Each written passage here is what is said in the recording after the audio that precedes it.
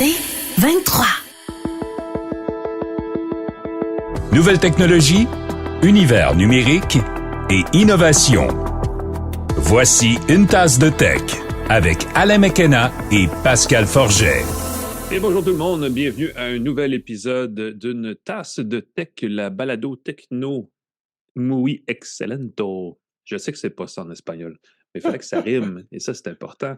Alain McKenna ici avec Pascal Forget. Salut Pascal. Bonjour Alain, ton talent pour les langues m'émerveille toujours. Tu n'as pas encore parlé de météo? De mon Je suis côté, une IA générative qui n'est juste pas une I ni une A, en fait. Je ne fais que générer du texte comme c'est ça, de façon Et aléatoire. humaine, t'es pas Dans la langue de votre artificiel. choix, exactement. C'est ça. Nos partenaires pour 2024 pour le podcast, merci de nous garder en vie, de nous faire manger, de nous permettre de vous partager notre enthousiasme pour tout ce qui est technologie techno. TELUS, Plan Hub, Hello Darwin. On accueille aussi Planet Oster qui est avec nous depuis peu. L'épisode d'une tasse de tech est présenté par Hello Darwin. En plus d'être le Tinder pour trouver des fournisseurs pour les entreprises, Hello Darwin se spécialise dans l'obtention de subventions dans la transformation numérique de votre entreprise. Toutes les entreprises devraient se transformer numériquement. Hello Darwin est là pour vous aider. Si vous avez besoin d'aide financière pour vos projets de développement numérique et qui n'en a pas besoin, Hello Darwin va vous aider à trouver les subventions auxquelles vous avez droit au Québec, au Canada. Et si vous leur en faites la demande, peut-être même dans le monde, qui sait, je ne sais pas, ils vont travailler avec vous pour les obtenir facilement pour avoir le soutien et les partenaires nécessaires. N'oubliez pas que c'est le Tinder des fournisseurs et des partenaires. Et n'hésitez pas à aller sur hellodarwin.com pour en savoir plus. Oui, et si vous êtes un peu plus avancé dans ce projet-là, on a aussi pour quelques épisodes un nouveau partenaire, Jovaco, avec qui on va parler tout à l'heure. On reçoit la grande patronne de Jovaco pour parler de bien des choses, mais entre autres choses, de la place des femmes dans le monde des technos, parce qu'on le sait, là, c'est le 8 mars qu'a lieu la Journée internationale du droit des femmes. Il faut le souligner à chaque année, c'est important de revenir là-dessus. Il y a beaucoup d'efforts qui sont faits dans le secteur technologique pour trouver cette égalité entre les hommes et les femmes. Ce qui est le fun, dans la mesure où c'est positif, c'est que le Québec est en avance sur bien d'autres industries, bien d'autres marchés dans le monde, dans les technologies aussi. Et on va pouvoir en parler tout à l'heure avec Valérie Coutu, la Valérie Coutu, oui, merci. Excuse-moi, j'ai tenté de scroller dans mon Google Docs pour trouver d'autres choses, mais effectivement. Non, je te comprends. Puis elle va nous donner des trucs pour attirer des gens, des femmes entre autres, mais des gens de la diversité, des gens pour augmenter le bassin d'employés, puis avoir une meilleure force de travail pour mieux travailler dans le numérique. Je trouve ça super intéressant, les pistes qu'elles vont nous donner. Tout à l'heure, en deux temps, parce que Jovaco est en soi une entreprise TI qui fournit des outils de rétention, entre autres, et de marketing aux entreprises qui veulent faire le virage numérique, bien sûr, c'est ce que j'ai dit. Gros show, hein, cette semaine. On a plusieurs trucs au programme. Je vais commencer par vous dire qu'on va en parler tout à l'heure, parce qu'il vient d'être présenté, le nouveau MacBook Air à processeur M3. Est-ce que ça change? Est-ce que ça change la game? Oui, qui est probablement compatible avec un routeur Wi-Fi 7. Presque. Parce qu'il y a Wi-Fi 6E, mais pas 7 encore. Je ne sais pas exactement à quel point ça fait une différence. Voilà, ça fait, je pense, une différence. On va parler de la fin des photos sans yeux rouges, la fin des photos avec des yeux rouges plutôt, comment obtenir des meilleurs résultats dans Google, comment on magasine grâce à l'intelligence artificielle dans Amazon.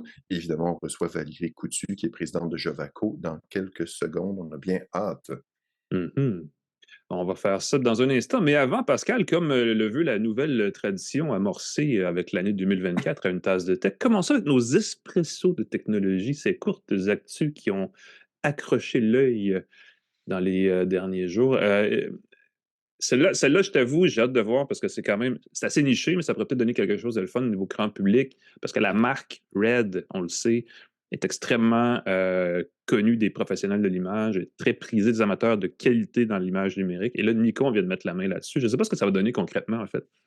Ben, moi, j'espère que ça va amener des développements parce qu'on s'entend que les caméras numériques, on en avait parlé d'ailleurs avec quelqu'un de Nikon il y a quelque temps, comment c'est en transition. Les gens prennent les photos de tous les jours avec leur téléphone maintenant. La qualité est rendue tellement élevée, mais il y a peut-être une réinvention à faire du côté des appareils photo spécifiques pour la vidéo et tout. Red, c'est une compagnie qui fait des caméras compactes qui donnent des images de qualité cinéma. On peut filmer avec, entre autres, des objectifs de cinéma. Et ça, pour les amateurs de cinéma, là, ça fait toute la différence d'avoir un objectif énorme. Là. C'est pas juste des petits trucs là, gros comme une pièce de 10 sous. Là. C'est des objectifs qui sont gros, presque comme des assiettes, qu'on peut mettre avec les caméras RED. Ils ont un algorithme spécial qui permet d'enregistrer en format brut. Donc, on peut traiter l'image, l'épurer, la nettoyer, changer la palette de couleurs très facilement. Très prisé, comme tu l'as dit, dans le milieu du cinéma. Nikon a mis la main là-dessus. Est-ce que ça va apporter des innovations du côté des caméras grand public? Je l'espère. J'ai hâte de voir ce que ça va donner. Ben, strictement marketing, en tout cas, ça va certainement donner un bon coup de pouce à Nikon pour se démarquer dans l'imagerie numérique. Red, le lien, oui, le lien est tentant. bon. Entre Red et les yeux rouges, il n'y a qu'un pas dans la photo numérique et c'est ce qu'Apple tente d'éliminer, là, si je comprends bien. Ben oui, c'est un site que j'aime beaucoup consulter, c'est Patently Apple qui tente de trouver tous les brevets qu'Apple dépose. Et Apple est assez secrète comme entreprise, et donc il les dépose parfois dans toutes sortes de pays obscurs avec toutes sortes de passe-passe pour pas que ce soit vu trop facilement. Il travaille très fort. Et là, il semble qu'un des brevets qu'Apple a déposé, c'est sur la fin des yeux rouges, en utilisant de l'illumination spatiale. On aurait comme, ce que je comprends, c'est qu'il y a deux flashs. Un flash qui détecterait la zone avec les yeux, avec le capteur de distance de la caméra, et permettrait de faire un flash pour éclairer le visage et la scène en général, et un deuxième flash pour éviter que les yeux soient rouges. Et donc, en combinant, moi, j'imagine que c'est un peu comme le HDR, où on prend une photo surexposée, une photo surexposée, et sous-exposée, surexposée, et on combine les deux pour avoir une photo où les zones d'ombre sont bien éclairées et les zones brillantes sont bien éclairées aussi. Fait que ça va être un peu le même principe. Bien hâte de voir quand est-ce qu'ils vont intégrer ça dans leurs appareils. Ça fait penser à deux trucs. Quand on fait de la photo avec un appareil photo réflexe, on peut pointer le flash vers le plafond pour avoir une lumière d'ambiance. Ça, c'est une façon de ne pas diriger le flash directement dans les yeux des gens quand on fait du portrait. Mais aussi, récemment, je conduisais une voiture Mercedes-Benz et dans leurs phares, tu sais, des phares xénon, c'est hyper puissant. C'est des lumières bleues. Puis quand on les croise à l'en-sens inverse, ça éblouit, ça n'a aucun bon sens. Ils ont un dispositif, puis je ne sais pas comment ils font ça, mais c'est comme un petit masque, un petit filtre qui reconnaît les véhicules en sens inverse et qui met un petit carré noir qui comme s'il masquait sa propre lumière. Et là, quand on est en sens inverse, on ne le voit pas, mais quand on va vers évidemment, quand on conduit la voiture, ce qu'on voit, c'est qu'on voit l'illumination, puis on voit un carré noir qui suit un objet devant nous. C'est assez weird. Et je ne sais pas si un jour on va avoir des espèces de flash comme ça avec une espèce de bloqueur dans certains endroits pour quand on détecte des yeux, par exemple, on pourrait bloquer le flash et empêcher qu'il y ait trop de lumière dans les yeux. Je sais que des fois, les flashs, ce qu'ils font, c'est qu'ils clignotent un peu avant de prendre la photo. Ça fait flash, puis le pouf, ça prend la photo pour que les pupilles se rapetissent, se contractent. Souvent, quand il y a un flash, c'est qu'on est dans une zone sombre, fait que les pupilles sont bien dilatées, surtout quand les gens font la fête avec des substances. Enfin, c'est l'autre forme du rouge, là, c'est d'autres choses. Voilà. Parlant toujours d'Apple, celle-là m'a fait bien rigoler parce que on vient de parler de la fin de l'Apple Car, la voiture à Apple, et là, on promet un écran. Évidemment, ce sont des sources et des rumeurs qui circulent selon lesquelles Apple aurait peut-être un Mac à écran pliable de 20 pouces à mettre en marché en 2027. Ça nous laisse un peu de temps pour en parler. Quand même, on est quand même bien juste en 2024, mais parce que la folie des téléphones pliables, n'est-ce pas, continue sans cesse. Et il y a eu des rumeurs d'un iPhone pliable, et là, ce qu'on dit, c'est peut-être c'est plus applicable. Je veux dire ceci, je pense que c'est plus pertinent de replier une tablette pour en faire un téléphone ou un ordinateur pour en faire un plus petit bloc-notes qu'un téléphone. Donc, je verrais la logique. Mais concrètement, l'application, je ne sais pas. Je sais qu'à une autre époque, le rêve des prototypes avant qu'on parle d'écran pliable pour vrai, c'est d'avoir des écrans enroulables où on tirait sur l'appareil et là, l'écran se déroulait pour être un peu plus large. Ça serait quelque chose pliable. Je suis moins un fan, moi. Il y a tout le temps un pli au milieu qui est dérangeant quelque part, même si on l'oublie quand on l'utilise. Moi, j'ai un gros doute que Apple va se lancer dans les appareils pliables. Avant de lancer un ordinateur pliable, ils vont lancer un téléphone pliable et je ne crois pas qu'Apple va se lancer là-dedans. C'est ma prédiction, Alain. Ben, ce qu'on voit des écrans pliables, c'est des écrans tactiles. Et Ça là, peut on être sait que les amusant. Mac ne sont Ils pas sont pas tactiles. tactiles. Ils n'ont pas leurs écrans, puis on n'est pas prêt d'en arriver à ça, parce que chez Apple, ben, évidemment, ils disent ce qu'ils veulent, hein, mais bref, on n'est pas là.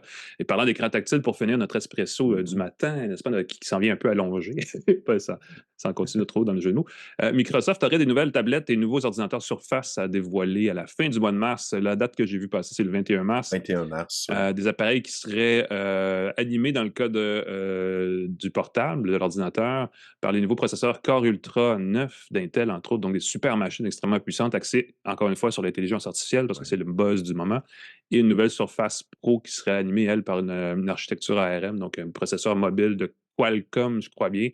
Ce serait à vérifier. On sait que Microsoft, l'espace d'un instant, il y a quelques années, a développé ses propres puces, un peu à la façon d'Apple et de Google, là, pour sa Surface Pro X, qui était un prototype de la Surface du futur. Ça pourrait être maintenant qu'on pourrait voir. Parce que là, on est rendu à la version 9. La X est sorti quelque part là-dedans. Est-ce qu'on va revenir? Est-ce qu'on va sauter le 10? Apple avait fait ça avec son iPhone X, d'ailleurs, son iPhone 10. Donc, à suivre, 21 mars, on va s'en reparler, ça pourrait être le fun. J'imagine, j'espère, je croise les doigts pour que Microsoft nous tienne au courant et qu'on puisse vous en J'ai fait la reparler. demande Une ce tasse de matin, Alain, tech. j'ai dit, oubliez pas, intelligence artificielle, laptop, c'est deux choses qui nous intéressent à Oh une yeah! tasse de tech. Et voilà. Parlant de quoi, on va aller directement dans le cœur du sujet, Pascal, dans l'actualité de la semaine. On a 4 bonnes nouvelles qui s'en viennent. Il y en a une, le fun, en tout cas, au moins dans le thème, mais on va vous dire, il y en a plus qu'une, bien sûr. Mais avant ça, on va vous présenter notre partenaire des actualités, InfoBref, que vous connaissez sans doute à force de m'entendre vous en parler, j'espère. Et je ne vais pas vous embêter avec ça, mais si vous ne connaissez pas, allez visiter infobref.com. C'est un site web, évidemment, qui vous donne accès à une infolettre, parce que c'est vraiment une infolettre qui tombe dans votre inbox tous les matins et qui, en 2, 3, 4 minutes, vous donne le condensé de l'actualité de la journée sans vous embêter, sans vous en beurrer épais sur l'angle, l'opinion, la vie, la chronique et tout ça. C'est vraiment du factuel pur jus. Ça permet de bien partir la journée, de savoir quoi dire après ça, au coin de la machine à café au bureau. C'est gratuit, allez visiter ça, infobref.com, une belle infolettre, ça vaut la peine d'être lu et consulté, évidemment, rapidement sur son mobile. Et voilà. Ça continue d'évoluer, cette histoire d'intelligence artificielle chez Google qui a eu du bon et du moins bon avec Gemini et qui là s'attaque maintenant au clickbait qui, je vais dire ça en passant, sont toujours aussi présents sur Facebook. Hein, donc, c'est pas un problème qui est en train de disparaître, ça, ce problème de clickbait-là. Au moins, il y a un pas qui est fait. Google a annoncé des nouvelles politiques contre le spam et les clickbait générés par l'intelligence artificielle. Il y a déjà des appâts à clics créés par les humains, des titres scandaleux, des trucs comme «Cette mise à jour pourrait-elle tuer votre ordinateur?» ou «Outlook peut donner aux pirates un accès direct à notre ordinateur à cause de cette faille informatique.»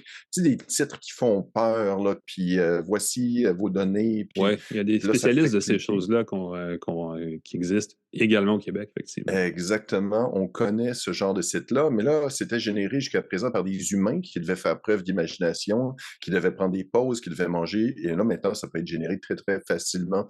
Des titres épeurants, du contenu douteux, rempli de liens, puis de contenu jugé pertinent par le moteur de Optimisé recherche pour le de moteur de Google. recherche, Et effectivement. voilà, pour appâter les moteurs de recherche, Google devait au départ mettre en valeur le contenu de qualité parce que c'était basé sur le principe des recherches universitaires où quand une recherche était citée par beaucoup d'auteurs, c'était habituellement signe de sa qualité. Sauf qu'avec le web, il y a des petits malins qui se sont rendus compte qu'en créant toutes sortes de pages qui pointent vers ma page, On peut ça déjouer le augmentait. système, ben oui. Et voilà, ça truquait le système. Et là, Google, avec une vague énorme, entre autres, écoute des messages nécrologiques qui annoncent le décès de personnes bien vivantes. Puis là, c'est propagé partout. Puis là, tu cliques, puis là, tu as de l'argent. Puis si tu es en haut des résultats de Google, là, ça peut être des sommes très, très, très importantes. Si ton site est bien monétisé avec des publicités, tu peux faire vite, là, des gens, c'est des 10 000, des 20 000, des 100 000 en un mois pour des sites bidons comme ça. Fait que les 3 nouvelles politiques de Google, ils vont faire attention à l'achat de noms de domaines échus qui pourraient profiter de la notoriété pour relayer du contenu douteux. Pascal Forgette vient à l'échéance, pascalforgette.com vient à échéance, quelqu'un le prend, met de la pub là-dessus, pointe vers d'autres sites. L'abus de multiplication de contenu, la création de pages uniquement pour gonfler les résultats. Des fois, je le vois là, créer 50 pages qui parlent de marketing pour mon entreprise, pour la faire monter dans les... Donc, ils vont détecter ça et devraient limiter ça. Et surtout, l'abus de réputation d'un site. Et là, j'ai pensé à l'affaire Patrick White qui a ébranlé récemment le Québec. Quand un site avec une bonne réputation propose et publie du contenu douteux qui est généré par d'autres sites. Donc, tu laisses, je sais pas moi, un casino en ligne publier du contenu sur ton site pour pointer vers des sites douteux. Là, ils vont couper ce site-là. Fait que Patrick, Il faut si tu faire nous attention écoutes, à ceux qui. Oui. Mais il attention n'était à pas le ça. seul. Il y avait d'autres gens Non, qui étaient c'était pas le aussi, par seul. ailleurs, journalistes dans des grands médias qui faisaient la même chose, mais eux se sont juste fait un petit peu taper sur les doigts. Fait que je trouve Ben que. oui, mais je trouve ça dommage parce que Patrick White, en raison de son poste à l'université, je trouve que c'est un manque de jugement. Je me permets de le dire publiquement, là, la personne n'est pas une mauvaise personne, mais je trouve qu'il y a un gros manque de jugement comme ça d'avoir, compte tenu de sa réputation et d'un prof de communication, de partager des liens douteux sur son site. C'était pas une bonne idée. Effectivement, les liens douteux sont douteux pour une raison. T'as bien raison. Voilà. Du côté positif des choses, il s'est passé quelque chose de le fun cette semaine. Ben, en fait, la semaine dernière, mais là, ça a vraiment fait jaser cette semaine parce que les gens commençaient plus à en parler. Il y a un nouveau téléphone lancé par la compagnie, la marque anglaise Nothing, qui est une marque britannique. C'est rare, hein, des marques anglaises de produits électroniques, et c'en est une qui, semble-t-il, fait plutôt bien là, et qui a présenté cette semaine son Phone 2A, qui est une version bon marché de son Phone 2 dont on a parlé avant Noël. Qui est un beau téléphone Android qui a comme particularité d'avoir des glyphes qui sont en fait un jeu de petites bandes lumineuses allant en dos qui permet de faire des alertes visuelles de façon originale et personnalisable pour, bon, en tout cas, plein de raisons, et qui a aussi une interface logicielle assez le fun sur Android, qui est Android 13 à ce moment-là. Et là, ce qu'on vient de présenter, c'est un Nothing Phone 2A à un prix ridicule, c'est 400 $ américains. Il y a une version de base à 350 $ américains. Ça revient à moins de 400, c'est 470 $ ou moins le canadien pour un téléphone Android, qui dans ce cas-ci a Android 14, donc la plus récente version du système de Google. On dit de Nothing que c'est une marque qui a vendu 2 700 000 appareils au cours de la dernière année et demie à peu près, et qui a généré plus d'un demi-milliard de dollars américains en revenus. Donc, c'est une marque qui va plutôt bien qu'elle reste relativement modeste en termes de chiffres. Là, ils se vendent des centaines de millions d'appareils dans une année. Donc, c'est pas tout à fait ça. Mais ce qu'on présente du côté de Nothing, c'est qu'on se présente comme une marque qui se veut grand public, mais en anglais, ils ont un mot qui est le fun, qui est tech-savvy. Donc, qui s'adresse aux gens qui savent c'est quoi Android et qui savent c'est quoi un téléphone et qui n'ont pas besoin de cette espèce on vous prend par la main et on vous mène vers vos applications patente à gosse. Et ça marche plutôt bien. En fait, puis tout le monde l'essaie, cette carte-là là, dans le marketing, mais ils essaient de se présenter comme le Apple des téléphones Android, avec des appareils qui sont soignés, une approche très minimaliste, et ainsi de suite. Ça, vous en faites ce que vous voulez, évidemment, parce que c'est ça, c'est pas mal tout le monde s'essaye à ces jeux-là. Le téléphone Nothing 2A est livré de base, a quand même une fiche technique minimaliste, vu que c'est un appareil qui se veut bon marché. La principale particularité qui est le fun, c'est qu'on remplace les métaux, c'est l'aluminium et tout ça, par du plastique et des matériaux recyclés. Donc, on réduit en plus l'empreinte carbone. Ça réduit aussi le prix de l'appareil, ce qui permet de le vendre à moitié prix. Et il vient avec 128 gigaoctets de stockage et 8 gigaoctets de mémoire vive de base, mais on peut doubler tout ça pour moins de 500 $ sans aide à l'achat, sans forfait, sans rien, là, ce qui est quand même la moitié du prix d'un téléphone de ce genre-là, comparable à système Android actuel. Donc, c'est quand même un plus de ce côté-là. Et là, il a été présenté la semaine dernière. J'ai vu sur le site de Nothing Canada, il est présenté ici. Je ne sais pas s'il est en vente actuellement. Je pense que oui, mais je pense qu'il est en précommande. On vient de le mettre en marché en Inde, surtout parce que là-bas, c'est un marché qui est vraiment plus sensible au prix des téléphones. D'ailleurs, Apple a beaucoup de misère à vendre son iPhone là-bas parce que justement, les acheteurs cherchent des produits très, très, très bon marché, beaucoup plus qu'ici. Et on pense que Nothing peut se faire une niche là-bas. On va les contacter, on va essayer de voir si on peut avoir l'appareil pour vous en parler, mais de savoir que ça existe, pour ceux qui se magasinent un téléphone, c'est peut-être pertinent parce que c'est pas mal moins cher qu'un téléphone Android comparable. Et pourtant, on a tout ce qu'il faut dans le téléphone pour s'en sortir. D'ailleurs, l'appareil photo, ce qui est intéressant, c'est si vous voulez voir de quoi il a l'air, on aurait déplacé au centre du combiné le capteur photo pour le mettre sur le coin ou à gauche. Il reste en haut de l'appareil, mais au milieu de l'endos. Donc, j'ai hâte de voir ce que ça donne concrètement, d'essayer ça comme ça. Mais je trouvais ça intéressant. Ça veut dire que, et là, Pascal, je suis désolé de te le dire, mais ça confirme un peu la popularité des photos et des vidéos à la verticale. Ben oui. Ah non, pourquoi j'ai dit oui? Non, oh non, c'est Ah! mal, Trop tard, c'est dit. c'est mal, Alain. Mais bon. Nothing, il y a déjà des commentaires sur le site, comme tu le dis, est en précommande de me notifier de l'arrivée du Nothing Phone 2A au Canada. Et on dit que certaines critiques ont déjà dit que c'était le téléphone de l'année 2024. Ben, ils ont dû se le faire donner Ben, gratuitement, bien sûr. Ils ont oui, des mais influenceurs pertinents. Voilà. à ce Écoute. prix-là, c'est pas un mauvais. Mais le c'est prix pas un est mauvais intéressant, achat. il n'y a aucun doute. Ouais. Motorola est aussi très populaire dans ce créneau-là parce qu'eux aussi font des appareils, mais leur fiche technique est probablement intéressante. Et normalement, ça aurait été OnePlus qui serait dans ce créneau-là parce que c'était leur stratégie au départ d'avoir des appareils à moitié prix presque par rapport à ce qui se vendait de plus. Et je remarque que dans le Phone 2A, il y a toujours des glyphes, il y a toujours des petites notifications lumineuses, mais sont simplifiées par rapport aux deux tout court. Ça vaut la peine de jeter un coup d'œil sur le site nothing.tech pour en savoir plus. On va essayer de l'essayer. Ça va nous On faire va, plaisir. on va leur envoyer un petit bonjour. Ben Pour les oui. gens qui aiment magasiner sur Amazon, Pascal, tu as trouvé une intelligence artificielle qui permet de le faire à notre place? Qu'est-ce qu'elle propose, cette Écoute, IA-là? c'est particulier. J'ai sursauté quand j'ai vu ça. C'est Rufus, un assistant qui est entraîné sur le catalogue de Amazon pour nous aider à trouver ce qu'on veut. J'avais écrit Google dans mes notes. Je sais pas pourquoi. Je comprends pas le besoin de c'est nommer entraîné. ces outils-là avec le nom de quelqu'un. On aurait pu juste l'appeler Shop with Amazon ou un truc dans le genre. Ben oui, c'est ça, mais il s'appelle Rufus. Bon. Ce que ça nous permet, c'est de trouver ce qu'on veut alors qu'on est en train de magasiner sur Amazon. Et moi, ma réaction, c'est, il me semble qu'il est un peu trop tard. Moi, quand je vais sur Amazon, habituellement, j'ai fait mon magasinage, mais peut-être qu'ils veulent nous inciter à commencer à faire nos recherches directement dans Amazon, se pointer sur Amazon et tout de suite demander détails à considérer pour l'achat de souliers de course.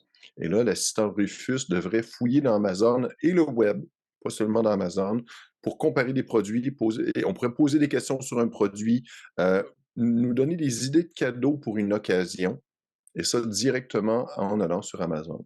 Encore une fois, je trouve que c'est tard d'arriver sur Amazon en posant des questions de ce niveau-là. C'était lancé en bêta, un tout petit nombre d'utilisateurs dans l'application mobile d'Amazon aux États-Unis, fait que c'est très limité.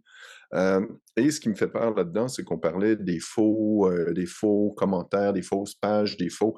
Sur Amazon, on le sait, il y a beaucoup, beaucoup de commentaires très, très, très, très, très douteux. Des petits produits d'entreprises inconnues qui ont 2000 commentaires positifs, enthousiastes, génériques, surtout des commentaires très, très vides. Je suis très curieux si on entraîne l'intelligence artificielle là-dessus, quel type de bons commentaires ou de feedback. Est-ce que ça va vraiment nous donner le meilleur produit, la meilleure chaussure de course, ou ça va nous proposer qu'est-ce qui a été...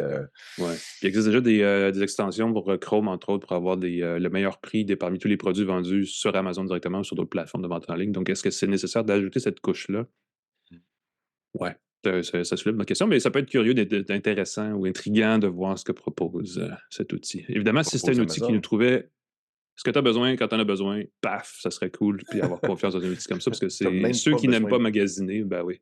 C'est ça, tu n'as même pas besoin de le demander, il te l'envoie. Ça serait ça, c'est l'étape suivante, le prédictif. C'est ça. Mais ça, c'était le but des assistants Amazon. Le but, c'était de pouvoir dire « Hey, j'ai besoin de papier de toilette », et là, le papier de toilette arrivait. Exact. C'est pas rendu là. Étrangement, les gens se gardent une petite gêne à commander de vive voix des objets. Sans la marque, sans rien, effectivement. Bon point. Les gens qui ont un iPhone ou un iPad ont peut-être remarqué qu'Apple a lancé la version 17.4 du système d'exploitation de ces deux produits mobiles plus tôt cette semaine.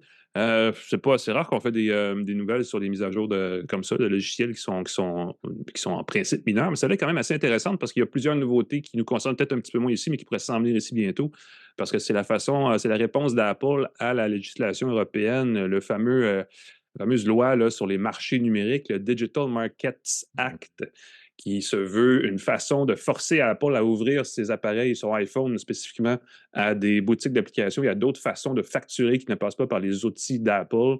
Je pense qu'en tout cas, il y a tout un débat là-dessus à savoir qui a raison, qui a tort, parce qu'on accuse l'Europe de jouer essentiellement le jeu de Spotify qui veut vendre son service musical par abonnement sur l'iPhone sans avoir à remettre une commission à Apple. Et pourtant, il est déjà possible de le faire. Il suffit de s'abonner ailleurs que sur son iPhone pour que Spotify récolte 100% de l'argent. Le problème avec Spotify, c'est pas tant l'argent qui rentre que l'argent qui sort parce qu'ils donnent très peu d'argent aux artistes. Mais ça, clairement, étrangement, ils n'en parlent pas de ça, eux, là-dessus. Une loi comme ça qui serait le fun, ce serait effectivement qu'on crée cette espèce d'interopérabilité, des espèces de plateformes agnostiques où on dit c'est une plateforme logicielle, matérielle, transactionnel, appelez ça comme vous voulez, que toutes ces couches-là soient universelles l'une entre l'autre. Ça serait magique, mais qu'à la fin de la journée, les créateurs de contenu soient ceux qui sont payés, non pas les outils transactionnels. Parce qu'Apple, ça prend une cote, le développeur, ça prend une cote, tout le monde, ça prend une cote, puis l'artiste ou le créateur à l'autre bout ne prend qu'une fraction de ce qui lui revient. Pourtant, c'est lui qui a créé toute la patente, la chanson, ou vous voyez ça comme vous voulez. Il y a aussi Epic Games qui doit être content de cette loi-là parce qu'ils voulaient avoir leur propre App Store pour vendre leurs propres trucs. Fortnite n'existe pas sur iPhone, peut-être à cause de ce 30% qu'Apple prend sur tous les montants d'argent qui transigent dans leurs applications. Et on le sait que Fortnite, il y a beaucoup de joueurs qui achètent du contenu dans Fortnite. Et ça aurait été pour Epic une façon de donner de l'argent à Apple sans qu'Apple ne fasse rien. Donc, clairement, il y avait une chicane là aussi. Et on pense que Microsoft se prépare avec sa propre boutique d'applications pour vendre ses outils de bureautique, mais aussi ses jeux. Parce que c'est maintenant ils ont un méchant catalogue avec Activision Blizzard et Xbox. Ce serait une façon pour eux de faire tout ça sans avoir à remettre de l'argent à Apple. Donc, tout ça est inclus dans iOS 17.4 qui offre l'option aux gens de choisir leur nouveau. Donc, des différentes sources pour les applications, mais aussi de choisir le navigateur par défaut. Parce que l'autre partie de la loi en Europe, c'est qu'on a un peu comme c'était. Je ne me rappelle plus exactement, parce qu'à l'époque, j'étais moins là-dessus, mais Microsoft s'est fait chicaner à une certaine époque où Internet Explorer était le navigateur par défaut au début d'Internet, disons ça comme ça. Et là, c'est un peu la même chose qui se passe avec Safari sur iPhone. On dit qu'il faut que vous laissiez l'utilisateur choisir son navigateur par défaut. Et là, cette fenêtre surgissante apparaît. Les applications peuvent aussi choisir le moteur de navigation de leur choix, qui n'est pas nécessairement l'outil WebKit d'Apple, mais peuvent aussi, par exemple, utiliser l'outil derrière Chrome ou celui de Microsoft aussi. Il y a une douzaine d'options de navigateurs alternatifs qui sont proposés dès qu'on ouvre l'iPhone en Europe, basés sur les plus populaires sur l'App Store. Donc, peut-être DuckDuckGo, des trucs comme ça qui font plus attention à la vie privée, et ainsi de suite. Et on a aussi forcé Apple à laisser l'outil de transaction sans contact NFC sur leur téléphone libre d'être utilisé par des applications sans passer par le protocole Apple Pay. J'ai hâte de voir comment ça va se traduire, ça, mais il me semble que ça ouvre la porte à. En tout cas, je ne sais pas à quel point ça va donner des services sécurisés, mais on pourrait, encore une fois, offrir des services, mettons PayPal, pour arriver avec une solution de paiement qui ne remettrait pas d'argent à Apple pour avoir utilisé Apple, pas Apple Pay, mais la puce NFC et tout le kit sur le téléphone. J'ai hâte de voir comment ça va se traduire tout ça concrètement en Europe et si ça va venir chez nous, parce que c'est sûr que tout le monde regarde ça d'un œil intéressé, parce qu'il y a beaucoup d'argent en jeu. C'est au-dessus de 80 milliards de dollars américains par année qu'Apple fait avec son App Store sans faire autre chose que juste s'assurer qu'il n'y a pas trop d'applications un peu niaiseuses qui sont là. Donc, à suivre. Deux autres petites... ça, c'est ce qu'Apple aimerait, ce dont Apple aimerait qu'on parle plus, mais il y a deux principales nouveautés de iOS 17.4 et d'iPadOS 17.4, c'est qu'on peut désormais avoir la transcription automatique dans l'application des balados. Donc, si vous voulez nous lire plutôt que nous entendre, ça va se faire tout seul dans l'application balado d'Apple. Et on a aussi ajouté 118 nouveaux emojis au clavier d'emojis, dont le maillon de chaîne brisé. Et il y en a un autre qui, je l'ai oublié, je suis désolé, mais il y en avait un qui m'a fait bien rigoler, là, évidemment, il y en a 118, il y en a quelques-uns qui doivent être très rigolos. Mais pour ceux qui tiennent le compte, ça commence à faire beaucoup d'émojis à travers lesquels on n'a jamais assez d'émojis. Souvent, il y a celui qu'on aimerait avoir, puis on ne le trouve pas. Fait que là, il va être soit il existe, puis difficile à trouver, ou alors, voilà, on est rendu là. Moi, je suis encore en train de faire le bonhomme sourire avec le point-virgule, puis la parenthèse. Ah, mais ça, c'est old school. Je pense que ça va revenir à la mode là, de refaire nos bons vieux emojis, nos smileys en mode ASCII. C'est sûr que c'est juste cette phrase-là dit que j'ai au-dessus de 35 ans et même plus, parce qu'on ne dit plus ça maintenant. Mais bon, prenez des notes, les jeunes. On peut faire des smileys avec des codes ASCII. Ouais. Je vous laisse voir si la transcription balado d'Apple a bien compris ce que je viens de dire, parce que j'ai des gros doutes. Aïe, aïe, aïe. On va lui laisser le temps de penser à ça de toute façon parce que c'est la fin de l'actualité. On revient tout de suite avec Valérie Coutu de Jovaco. On va vous parler de la technologie au Québec, de la place des femmes dans la technologie au Québec, de comment vous pouvez trouver l'employé de vos rêves grâce à des outils numériques intelligents. On parle de tout ça dans une seconde. Restez avec nous. Une tasse de tech. De retour à Une tasse de tech avec Alain McKenna et Pascal Forget.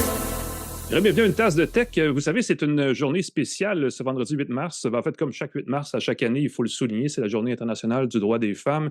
Et c'est plate parce que c'est juste une journée et c'est la journée où on tout d'un coup, tout converge pour discuter de l'équité professionnelle à tous les niveaux sociaux, de la diversité dans le milieu de travail, à la maison, partout ailleurs. Mais en fait, ça devrait être une priorité de tous les instants d'être inclusif, d'être égalitaire et ainsi de suite. On a la chance cette année, à une tasse de tech, d'en parler avec des gens qui font preuve. Mon Dieu, je cherche l'adjectif de pionnier parce que pioneership en anglais, c'est ce que j'utiliserais. Je ne sais pas c'est quoi l'équivalent en français de ce mot-là, mais qui sont peut-être un petit peu à l'avant-garde de ça. Des jeunes entreprises de Montréal qui s'appellent Jovaco, qui est une entreprise technologique. Ça vient nous chercher, ça vient nous rejoindre. La présidente de Jovaco, c'est Mme Valérie Coutu qui est avec nous. Bonjour Valérie. Bonjour Alain. Merci de prendre le temps d'être avec nous. On va parler de tout ça de différentes façons, mais d'abord, j'aimerais ça que tu nous présentes un peu Jovaco parce que ce que vous faites, c'est assez typique de ce qui se fait dans les TI au Québec, mais vous êtes aussi une entreprise qu'on pourrait facilement stéréotyper en disant ça doit être tous des gars qui travaillent dans un sous-sol, mais c'est vraiment pas ça que vous faites. C'est vraiment pas ce que vous êtes comme entreprise non plus, là. Exact. Donc, Jovaco, on est une entreprise qui se spécialise dans l'implantation des solutions de gestion ERP et CRM. Donc, ERP va aller aider les entreprises à automatiser tous les processus d'affaires qui tournent autour des finances, évidemment, mais aussi qui peut toucher les ressources humaines, dans certains milieux, la fabrication, la distribution. Nous, on se spécialise plus spécifiquement avec les entreprises qui gèrent par projet, des entreprises de services professionnels, entre autres. Puis, on développe des modules spécifiques pour améliorer, dans le fond, l'utilisation des outils ERP et CRM, comme je le mentionnais, de la plateforme Microsoft. Mm-hmm.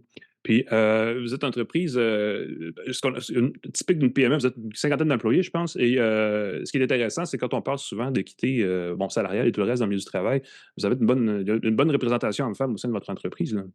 Oui, tout à fait. Donc, j'imagine que le fait d'avoir une présidente à la tête de l'entreprise attire peut-être à l'occasion d'autres femmes là, de venir poser leur candidature. Mais oui, chez nous, on a plus de 40% de nos effectifs, dans le fond, qui sont des femmes dans le domaine des TI et à tous les niveaux de l'entreprise et dans tous les départements, autant la programmation, les services conseils, vente marketing, administration.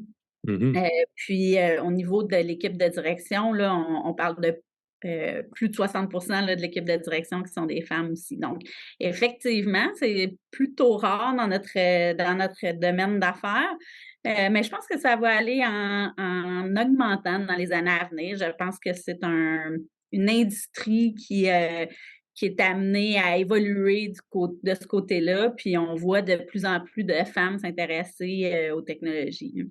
Oui, ben, ça fait tomber un peu le stéréotype très TI, hein, où on dit c'est tous des gars en chemise polo, là, manche courte et tout le kit avec le crayon dans la poche. J'ai vraiment une image dans ma tête, puis je sais qu'elle n'est pas correcte, mais justement, c'est bien qu'elle soit pas correcte parce que c'est clairement un milieu qui est plus diversifié qu'on a l'impression qu'il l'est.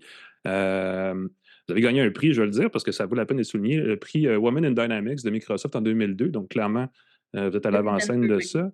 Et on l'oublie souvent parce que, et je vais faire un lien avec une autre partie de ce qui occupe tes journées, j'ai l'impression, mais je parlais récemment avec la présidente du réseau Ange Québec, qui est une femme. Il y a beaucoup de gens dans le secteur très large des technologies, là, que ce soit du jeu vidéo, mais vraiment au sens très large. J'ai aussi le Ange Québec, c'est plus du financement, de capitalisme, mais qui sont des femmes qui sont très représentées, très actives aussi. Donc, c'est important de le souligner. Et toi, tu trouves aussi à être à la tête du réseau, de l'Association québécoise des technologies, l'AQT, si je ne me trompe pas, là. C'est ça, présidente du conseil d'administration depuis peu, là, depuis cette année. Donc, c'est effectivement une association qui regroupe beaucoup d'entreprises en technologie, qui est un réseau qui permet au PDG, mais aussi à plusieurs personnes là, au sein de ces organisations-là d'échanger, de se côtoyer, de discuter des meilleures pratiques, puis de bien représenter l'industrie aussi. Mm-hmm. Puis effectivement, c'est un autre endroit où par expérience, il y a quand même moins de femmes que d'hommes qui sont représentées, mais on sent aussi au sein de l'association là, qu'on souhaite mettre de l'avant davantage les femmes qui sont dans le domaine des technologies. Au niveau de l'AQT, c'est quand même assez gros. C'est peut-être une association qui est un petit peu discrète au terme grand public, mais c'est quand même pas mal de monde. C'est quoi comme volume d'entreprise et de travailleurs? C'est une grosse industrie, là. C'est une grosse industrie. C'est sûr qu'au niveau de l'association, on représente environ 400 membres, un nombre élevé, évidemment, d'employés. Là, c'est des entreprises de toute taille, là, des très petites entreprises à de la très grande entreprise aussi. Mais c'est beaucoup connu du milieu B2B, peut-être plus, là, du milieu des entreprises et beaucoup de représentation au niveau gouvernemental. Donc, c'est une association qui est bien reconnue, je dirais, dans l'industrie, mais effectivement, peut-être plus du côté des entreprises. Oui, effectivement. Je ne sais pas s'il y a des mesures au niveau de l'AQT d'ailleurs qui sont prises pour stimuler la diversité. Évidemment, il y a beaucoup de tendances, il y a beaucoup de choses qui ont changé au niveau de la façon de travailler. Là, j'ai dit ça dans le journal cette semaine, toute la question des centres de la petite enfance et ainsi de suite ont beaucoup aidé à démocratiser l'accès au marché du travail pour tout le monde, là, les hommes et les femmes, évidemment. Mais au niveau de l'industrie comme telle, je sais que pendant un bout de temps, il y a quelques années, il y avait beaucoup d'entreprises qui poussaient fort pour intéresser les jeunes femmes, entre autres, à étudier dans les secteurs techniques, mathématiques, scientifiques, ainsi de suite, tout ça. Puis il y avait des mesures aussi au niveau de parce qu'on parlait beaucoup de pénurie de main-d'œuvre. Il y a 2 ans, je ne sais pas d'ailleurs si c'est encore un problème dans les TI. Puis c'est une façon de régler le problème, c'est d'élargir un peu la diversité dans le créneau. Est-ce qu'il y a des mesures qui sont faites à l'AQT pour justement stimuler ces mesures-là? Ben oui, je pense qu'il y a vraiment une belle sensibilité là, de la part de l'AQT. Déjà ce mois-ci, là, si vous consultez leurs réseaux sociaux, là, particulièrement sur LinkedIn, à chaque jour, ils mettent de l'avant une femme PDG pour le mois justement qui représente les femmes plus particulièrement. Donc, ils nous font découvrir là, plein de profils de femmes PDG dans l'industrie des techno. Fait que ça, c'est une super belle initiative. Puis, dans cette même ordre d'idée-là, depuis plusieurs années, dans le fond, l'AQT organise un événement qui s'appelle Vision PDG, qui est vraiment un très bel événement qui regroupe des PDG ensemble pour 2 à 3 jours de conférences puis d'échanges.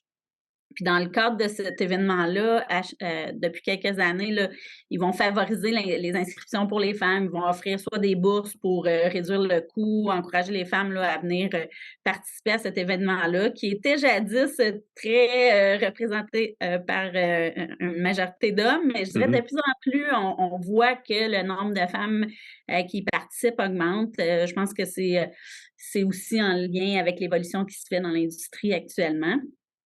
Donc, plusieurs mesures de ce type-là qui vont être organisées là, par l'AQT pour vraiment mettre en lumière là, ces femmes-là qui travaillent dans l'industrie. Je pense que c'est des belles initiatives pour démocratiser un peu cet environnement-là parce qu'effectivement, on arrive encore dans certains événements où on va être la seule femme parmi un groupe d'hommes. Puis des fois, les gens sont surpris que ça soit des femmes à la tête d'entreprises techno, mais pourtant, il y en a quand même de plus en plus. Là. Puis des très, très beaux modèles à suivre aussi. Ben oui, effectivement. Puis en tout cas, moi, je trouve ça très, très bénéfique d'arriver dans un groupe de professionnels parce que c'est ma job de suivre ça au niveau du journaliste, puis d'avoir cette diversité de gens, parce que souvent, ça fait une diversité de ton et de point de vue, puis ça apporte. En tout cas, pour moi, ça fait des meilleurs articles, je veux dire. Au minimum, ça fait ça. Je l'ai dit tantôt, puis je ne sais pas si, au niveau de l'AQT, s'il y a des nouvelles statistiques là-dessus, parce qu'il s'est passé beaucoup de choses dans l'actualité au niveau des derniers mois, mais est-ce qu'on parle encore de pénurie de main-d'œuvre en TI? Est-ce que c'est encore un secteur où les gens arrivent et sont embauchés à pleine porte parce qu'ils manquent de professionnels ou ça s'est calmé là, avec l'actualité des derniers mois? Ben, je pense que ça s'est calmé un peu. On n'est plus dans ce que c'était là, il y a, je dirais, au début de la pandémie, là, qu'il y a eu quand même une passe plus importante. Je dirais que là, ça s'est calmé. Ça reste que c'est pas facile d'embaucher. Il y a quand même bon, je dirais, je sais pas si on peut parler de pénurie, mais certainement Il y a encore un manque à gagner ou Il y encore a un encore, besoin. ouais, exact. Ouais, Ouais, je OK. dirais ça, tout à fait.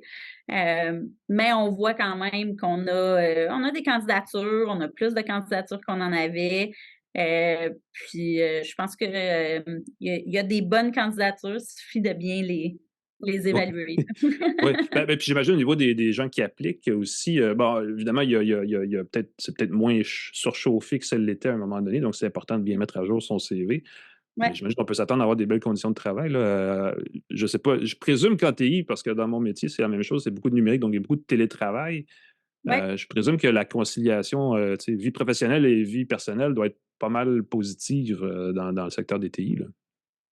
Oui, c'est sûr qu'effectivement, avec bon, depuis la pandémie, je pense que cela a amené encore plus d'entreprises à offrir le télétravail. Ça a été comme forcé pendant la période de la pandémie, puis ça l'a Ouais. amené, ça l'a démocratisé le télétravail, surtout en TI. Fait que je pense que oui, ça l'amène une belle qualité de vie. En général, je dirais que les entreprises en technologie aussi dû au manque de main-d'œuvre dans les dernières années, a voulu être très créatif et attractif, fait quand même a mis plein de mesures en place pour, avoir des environnements de travail, intéressants, puis, qui allaient leur permettre d'attirer plus de candidats. Fait que je pense qu'il y a des mesures d'horaires flexibles, de développement de carrière, de la formation, du temps de qualité pour, des activités physiques, il y a donc plein de plein de mesures qui ont été mises en place, qui deviennent de plus en plus présentes dans beaucoup d'entreprises technologiques. Mhm. Puis effectivement, qui deviennent un cadre de travail intéressant, entre autres pour des femmes, de travailler, dans des environnements de travail comme ça qui vont, leur permettre d'avoir une bonne conciliation, travail-famille, entre autres, là. Oui, ça c'est un gros plus. Même les papas aussi peuvent profiter de ces Ah, conciliations-là tout pour à prendre fait, des tout à congés. fait, Il n'y a, effectivement, effectivement. il y a pas de Il y mauvais en a moment pour pas. prendre le plus de congés Exact. parental possible parce que les enfants, quand ils vieillissent, ils ne rajeunissent pas après. Hein? Non, Fait qu'on c'est ça. on y revient jamais, puis on s'ennuie des fois après ça d'avoir raté des occasions. Ouais. Euh, il y a évidemment, j'en parle quasiment à toutes les deux phrases, il y a beaucoup de buzz autour de l'intelligence artificielle générative et on disait pendant un bout de temps, un peu avant les fêtes, que ça allait remplacer beaucoup du travail de bureau parce que c'est vraiment, ça permet de produire des documents Word, des documents Excel, des affaires de même Mmh. assez rapidement. Pour une entreprise TI comme Javaco, comment vous regardez ça? Est-ce que vous voyez ça comme une menace ou comme un outil de plus? Où est-ce que ça se situe dans ce que vous offrez aux entreprises qui ont des outils numériques, là? Clairement comme un outil de plus. Je pense que c'est pour gagner en productivité. Je pense que ça remplace pas encore, nos humains et nos employés, mais ça va les rendre plus Heureusement. productifs certainement. Je pense que c'est ce qu'on voit en tout cas actuellement. La possibilité d'utiliser ces outils-là, peut nous faire sauver, quand même plusieurs heures sur différents types de tâches qu'on a ici à l'interne. Puis Mhm. je pense que c'est le début, mais ça va toujours rester. Je pense que le travail va changer, il va y avoir plus de temps pour faire de l'assurance qualité, pour faire de la documentation sur les produits, par exemple, ou sur les processus, mais certainement que on voit déjà là, qu'on peut gagner en productivité à plusieurs niveaux dans l'organisation. Ouais. Ben, déjà, ce que vous faites, puis on va peut-être un peu réexpliquer ERP, CRM, tout ça, ce que c'est, mais c'est des outils vraiment très de bureautique, assez sérieux. On parle de comptabilité, on parle de tout ce qui gère, j'imagine aussi la feuille de temps des employés, des choses comme ça. Puis vous êtes un intégrateur Microsoft, donc je serais tenté de Ouais, vous demander, parce que Microsoft est pousse fort sur l'intelligence artificielle, ouais. est-ce que vous le sentez, est-ce que vous le sentez venir? Est-ce qu'ils essaient d'intégrer ça dans des outils comme ceux que vous offrez aux entreprises? Oui, oui, oui, tout à fait. Ils commencent déjà à l'intégrer autant dans les plateformes CRM que ERP. Dans le fond, c'est des petites fonctionnalités graduellement qui incorporent, qui fait appel à Copilot entre Oui, ben autres. oui, voilà. Mhm. Puis, ce n'est que le début et Microsoft, dans les conférences avec les partenaires, entre autres, s'intéresse beaucoup à aller chercher des idées sur ce qui pourrait automatiser et faire en intégrant plus d'intelligence artificielle dans leurs applications, là, qui va donner encore plus de valeur aux entreprises d'utiliser leurs produits à eux. Ben, déjà, la promesse des outils comme Dynamics, les outils ERP, Oui, c'était un peu de tout regrouper, tu sais, faire une espèce d'un seul exact. point d'accès pour plein d'informations qui traînent un peu partout dans l'entreprise. Puis j'imagine ce que vous offrez. Puis ça doit probablement renforcer un peu cette formule-là, j'imagine, d'ajouter Copilot et tout ça. Ben c'est ça, tu sais, c'est sûr que je pense quand les entreprises optent pour des applications de Microsoft, à la fin, c'est que déjà, à l'intérieur de leur entreprise, ils ont plusieurs autres applications de Microsoft. Donc, ils ne sont pas juste, disons, ERP, CRM, mais ils vont utiliser Microsoft 365, la suite Office, les outils de collaboration. Donc, à la fin, c'est d'aller chercher vraiment tout le stack Microsoft ou les différentes plateformes de Microsoft, les intégrer ensemble et tirer profit de toute la recherche et développement qui est fait pour faire évoluer leurs applications, mais aussi les outils d'intelligence d'affaires, d'intelligence artificielle. C'est drôle parce que j'ai mis la barre à un certain niveau en termes de, tu sais, c'est quoi l'intelligence artificielle et quand est-ce que ça va avoir vraiment un impact concret? Je me dis, le jour où mon rapport d'impôt va se faire tout seul, là, on va avoir atteint un niveau, tu sais, où on va pouvoir... Mais on n'est pas encore là, donc ça prend encore des outils qu'on peut utiliser, qu'un humain va avoir besoin d'utiliser pour arriver à fournir des documents ou des choses comme ça qui sont, j'imagine, plus cruciaux en entreprise encore que pour des particuliers. Oui, tout à fait. Puis je pense que en tout cas, personnellement ou dans notre vision, nous, chez Javaco, c'est surtout d'arriver à, c'est ça, augmenter la productivité. Je pense que, tu sais, avec la pénurie de main-d'œuvre, avec l'augmentation des coûts, on veut être capable d'en faire plus avec moins. Fait que je pense que c'est là qu'il y a un gain. Donc, c'est d'aller chercher ces gains-là de productivité qui vont avoir un impact chez nos clients, puis même chez Javaco. Ben, quelqu'un disait, c'est quelqu'un chez Microsoft, quand il parlait de copilote en entreprise, c'est que ça aidait à la prise de décision. Donc, les gens qui veulent avoir une espèce de vue d'ensemble de leur entreprise peuvent plus rapidement voir le data, mais voir aussi un résumé de la donnée faite par ces outils-là, ces algorithmes-là, et avoir un meilleur conseil sur où se trouve la croissance, où se trouvent justement les choses améliorées, puis ainsi de suite. Est-ce que c'est un peu ça que vous voyez de votre côté?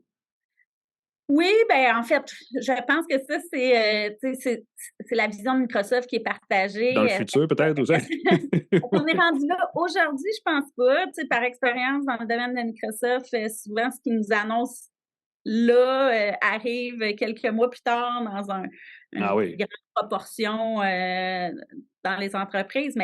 Mais avec le temps, je dirais, ce délai-là entre le temps où Microsoft l'annonce et en parle et la présence dans les entreprises, ben ce délai-là se raccourcit maintenant. Puis fait que je ne serais pas surprise que ça arrive quand même prochainement. Maintenant, bon, il y a toute la question de coût derrière ces outils-là. Donc, est-ce que ça sera pour toute entreprise de toute taille, peut-être ultimement, peut-être à court terme, ça sera pour les plus grandes entreprises qui pourront se le permettre. Mais encore là, moi, je pense que avant de dire que ces outils-là nous permettent de prendre des meilleures décisions, je pense que l'objectif premier qu'on devrait avoir, c'est de chercher la productivité puis le gain en productivité dans notre organisation. Oui, on ne soupçonne pas des fois à quel point c'est facile en fait d'améliorer la productivité de son entreprise. Puis effectivement, les outils numériques, sans que ça aille aussi loin que l'espèce de robot humanoïde qu'on voit souvent sur les images, là. Pas besoin d'aller là, on peut juste effectivement utiliser quelques bons outils. Puis c'est le fun de voir que vous en offrez chez Javaco puis qu'il en existe des bons qui sont accessibles localement. Valérie Coutu, présidente de Javaco et présidente du CA de l'OQT, je pense que c'est ça le titre exact. C'est ça, exact. C'est super intéressant. Merci d'avoir été avec nous à Une Tasse de Tech. Au plaisir de se reparler prochainement. Ben oui, ça m'a fait plaisir. Merci de l'invitation. Ça fait plaisir. Ça nous fait plaisir à nous aussi. Nous, on prend une très courte pause et on revient avec nos gadgets de la semaine Une Tasse de Tech. Restez avec nous. De retour à Une Tasse de Tech avec Alain McKenna et Pascal Forget. Et bienvenue à Une Tasse de Tech. On va vous parler de nouveaux gadgets pas mal cool. On va faire une chose assez intéressante. On va vous donner en grande primeur une nouvelle choc sur l'état du site web de Pascal Forget, qui a non seulement son café dans la tasse Planet Toaster, c'est pour ceux qui nous regardent sur YouTube ou sur Facebook, vous pouvez en témoigner, mais Pascal, tu as aussi officiellement, depuis une affaire d'une minute ou deux, ton site web chez Planet Toaster, qui est notre partenaire à Une Tasse de Tech, donc c'est quand même pas rien. Ben oui, pendant qu'on enregistrait, mon transfert se faisait. J'ai demandé l'aide des techniciens de Planet Toaster qui ont fait ça de main de maître. J'ai donné mes identifiants, ils ont tout transféré mon site. Ça a pris quelques minutes, vraiment, vraiment le fun. Ils m'ont guidé tout au long. Ils me tenaient au courant. Ils m'ont envoyé un lien pour valider que mon site était bien à mon goût. Et ils m'ont dit, ben, quand tu es prêt, on transfère. Et en quelques secondes plus tard, j'ai rafraîchi et mon site était maintenant hébergé par Planet Hoster. Je vais pouvoir couper les autres services que j'utilisais. J'ai vraiment, vraiment hâte. J'ai pas eu à transférer, j'ai pas eu à installer WordPress, j'ai pas eu à faire. La gestion des courriels a été prise en compte, donc automatiquement, mon courriel continue d'être envoyé et reçu. J'utilise Gmail pour le faire. Et vraiment, vraiment, là, beau déménagement. Et j'ai réalisé que l'espace, j'utilisais AWS avant, les services d'Amazon, parce que c'était pas cher. J'avais aucun service, donc il fallait que tout, je me dépanne moi-même. Avec Planet Hoster, ils peuvent me dépanner 24 heures sur 24 si jamais il y a un pépin, si jamais le site n'est plus accessible. Ils vont pouvoir 24 heures sur 24. À 2 heures du matin, je peux vérifier si mon site ne marche pas. Je rafraîchis. Si tu Je prends suis très l'envie, là. satisfait. Et ce qu'on m'a donné comme espace et comme stockage est plus grand que ce que j'avais dans AWS. Alors, le site devrait être rafraîchi plus vite. Jetez un coup d'œil, pascalforget.com. J'ai piqué ton thème, Alain, le thème que tu Le utilisais. thème de site web, ben oui, ben ça me dérange pas tellement. Tu parles d'Amazon, c'est drôle parce que Planet Hoster, c'est un hébergeur québécois. Donc, tu dis, on encourage une entreprise locale. Mais l'affaire avec Planet Hoster, c'est qu'ils sont super populaires en Europe. Parce que on se dit, bon, Amazon, on le sait, c'est un hébergeur, c'est une compagnie américaine, tout le kit, et on va encourager l'économie locale, mais Planet Hoster n'est pas, comme tu sais, on dit, c'est pas une petite entreprise du coin de la rue, là, c'est une entreprise établie, qui a beaucoup de clients à l'international et qui essaie justement de se faire connaître ici au Québec parce que, n'est-ce pas, nul n'est prophète en son pays. Mais nous, on l'a essayé et ça marche plutôt bien. Et cette espèce de solution adaptée aux besoins de chaque client, c'est quand même un gros plus dans l'hébergement parce qu'Amazon offre une solution très large pour tous les besoins. Puis des fois, on peut se perdre dans ces choses-là et justement, soit payer trop pour rien ou pas assez pour pas. Puis finalement, on n'a pas une solution adaptée. Puis ce qui est le fun avec Planet Hoster, c'est qu'ils adaptent la solution à vos besoins. Comme les petits hébergeurs locaux le font souvent. Donc, il faut les remercier, les féliciter et on les salue en passant. On les aime-tu? On les aime, je pense. Écoute, c'est important, Internet, Pascal. Je dis ça comme une grande évidence, mais pas juste héberger sur le site web, parce qu'il faut ensuite pouvoir se rendre sur le site web, et pour se rendre, ça prend une connexion Internet rapide, et quand on le fait sans fil, ça nous prend un routeur Wi-Fi, et là, toi, tu as trouvé, écoute, mon lien est interminable, mais tu as trouvé un routeur Wi-Fi 7, Oui. qui nous amène dans le futur, parce que Wi-Fi 7, ça n'a même pas encore à marcher officiellement, ça vient de commencer il y a quelques mois à peine. Écoute, c'est quoi cette bébelle-là? C'est vraiment génial. Et je l'ai depuis quelques mois. Fait que c'est sûr qu'au fil des mises à jour, ça s'est amélioré. C'est vraiment génial. J'ai le Deco BE95, un routeur Wi-Fi 7 en mèche, en filet. Et si tu regardes, je le montre, ceux qui me regardent sur YouTube. Comme un gros cylindre blanc, ça. Là. C'est un gros cylindre blanc. C'est plus le type le gros pot de fleurs que petite canette de boisson gazeuse. Ouais. C'est une grosse bête. Et tu remarqueras que le look, il y a une espèce de motif qui forme un 7. C'est dur à voir. Hein? Le contraste blanc sur blanc, c'est pas top. Là, sur blanc. Mais si on regarde le routeur, ça forme un vaguement espèce texturé, de 7. comme une forme de 7, finalement. C'est ça que tu es en train de nous dire. Ah oui, mais oui, et le Wi-Fi 7, c'est le nouveau standard de Wi-Fi qui permet jusqu'à 33, dans ce cas-ci de ce routeur-là, 33 gigabits par seconde de transfert. Il y a 4 bandes qui sont utilisées, la bande 2.4 GHz, la bande 5 GHz, celle qui a souvent des interférences avec son micro-ondes, et il rajoute 2 bandes 6 GHz. Imaginez la métaphore qu'on utilise souvent, c'est qu'imagine que tu n'as pas juste une petite route de campagne puis une autoroute, tu as une autoroute avec 4 voies. Et dans ces 4 voies-là, tu peux non seulement passer plus de voitures, mais tu as 4 voies. S'il y a de la congestion dans une voie, tu peux l'envoyer dans l'autre voie. Fait que le Wi-Fi 7, c'est un nouveau standard qui permet de gérer en temps réel jusqu'à 16 appareils en même temps. C'est vraiment, vraiment impressionnant. J'avais une connexion 1 gigabit qui était fournie par mon opérateur d'Internet. Et puis, j'avais 540 mégabits par seconde dans mon ordinateur parce que j'avais Wi-Fi 5. Je n'avais pas le dernier standard. Je suis passé au Wi-Fi 7. J'ai 1 gigabit partout. Mais évidemment, pour avoir le gigabit partout, il faut avoir les appareils compatibles. Ça prend la carte dans l'ordinateur, ça prend le routeur, ça prend le modem, ça prend plein d'affaires. Là.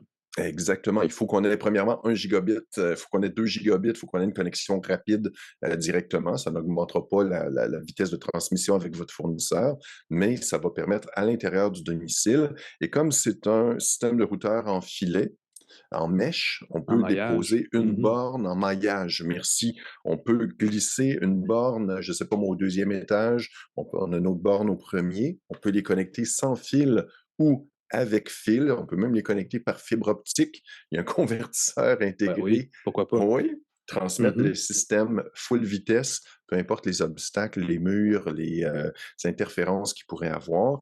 Et c'est un routeur déco de TP-Link. On assure qu'on a au moins 6 gigabits de performance dans un domicile de taille standard, là, sans avoir des murs épais et tout. On a sans fil au moins 6 gigabits Wow. de Ça, transmission, c'est des pas films mal en partout dans la 8K maison. en simultané partout sur vos téléviseurs, là. Oui, C'est oui, comme, tout c'est à beaucoup, fait. là. Et quand tu es à côté du routeur, tu as 10 gigabits, là. Wow. Sauf que si tu t'éloignes un peu, évidemment, la qualité de la transmission va toujours diminuer avec la distance. On monte les graphiques, là, si tu as une petite vidéo. J'ai mis un article sur mon site là, avec les infos, mais c'est assez impressionnant, là. J'étais sur mon balcon, 1 gigabit avec mon ordinateur. Beaucoup d'appareils récents ont une connexion Wi-Fi 7 ou sont compatibles. C'est rétro-compatible avec le Wi-Fi 6E et compagnie. Mhm. Ça va vous permettre d'avoir la vitesse maximale. Vraiment, vraiment le fun. Euh, Écoute, si on utilise une borne modem au routeur de son fournisseur, style fibre de Bell ou Helix de Vidéotron, c'est Mhm. sûr qu'il va falloir transformer son routeur, désactiver les fonctions Sans fil. Ouais. sans fil de son routeur. On va le mettre en mode bridge. C'est pas très compliqué. Ça peut faire peur aux gens. Je l'ai fait, ça prend quelques secondes. Quoi d'autre?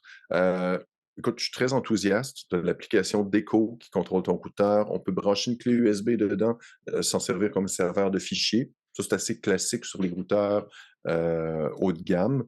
L'endroit, option le fun, on a parlé de VPN. On peut, si on a un VPN, NordVPN ou Surfshark, on peut entrer ses identifiants de Oh, NordVPN wow. ou Surfshark À même directement le dans son routeur. routeur. Et donc, toute sa maison, tout son domicile va pouvoir accéder à du contenu Ouh. géolocalisé ou être protégé, tout Ben, c'est une simplement. protection en partant, oui. Puis c'est quelque chose qui était compliqué parce que la seule option avant, c'était fallait soi-même remettre un firmware sur un routeur de marque X. C'est un Oui, paquet de troubles, effectivement. Donc, de oui. pouvoir le faire de façon intégrée. Directement, à Il y a même des protocoles l'application. OpenVPN là, qui sont des protocoles qu'on peut mettre le profil de VPN de son choix, que ce soit peu Oui, importe le mais c'est ça, fournisseur. dans ce cas-ci, j'ai vu NordVPN, Surfshark, ça se peut qu'il y ait d'autres fournisseurs qui Mhm. soient offerts, évidemment, mais ça, c'est très, très le fun pour ceux qui veulent que toutes les connexions de son domicile soient protégées ou Mhm. géolocalisées ailleurs. Là où ça fait mal, c'est que c'est une nouvelle technologie, c'est un routeur extrêmement puissant, extrêmement performant. Il coûte 1200 dollars américains. Eh boy, j'avais pas vu le prix. Autour de 1650 Canadiens. Quand j'ai Ah vu le prix, oui. moi-même, j'ai sursauté. Eh ben écoute, Euh, c'est un ordinateur personnel complet, là. C'est toute une solution qu'on peut acheter avec et 1600 oui, dollars. donc je trouve que c'est un achat pour un domicile. Là, si tu es tout seul à la maison, peut-être que tu peux profiter d'un routeur beaucoup, beaucoup moins coûteux Wi-Fi 6 un Ouais. petit bout de temps. Mais si vous êtes à l'affût des nouvelles technologies, TP-Link aussi un modem, un routeur, excusez-moi, qui est seulement en une pièce, avec des antennes et tout. Il n'est pas en Ouais. filet, il n'est pas maillé, mais c'est quand même une grosse somme. J'ai vu qu'il était en solde à 1400 dollars sur Amazon. Jette un coup d'œil.